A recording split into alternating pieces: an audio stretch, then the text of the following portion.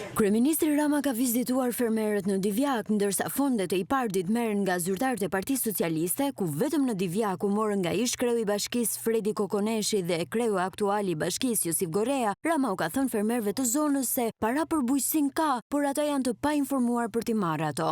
Unë mund t'ju them me plot gojen që sot në vendin tonë çështja e financimit të projekteve që secili ka dhe të punëve që secili do të bëjë nuk është problem në aspektin financiar, në aspektin e parave, sepse parat janë. Por ajo që është problem është mungesa e informacionit dhe mungesa e përgatitjes për t'i thithur ato para.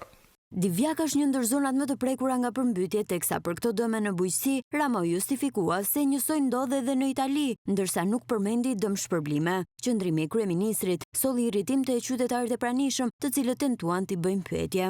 Dhe jemi shtresa më pambrojtur. Po për çfarë? Për çfarë? Por kryeministri deklaroi se duhet të largohej. Nuk do qëndroj dot, erdha vetëm për t'ju respektuar, sepse kemi një takim tjetër me një përfaqësi që vjen nga jashtë, mund t'i shtynim.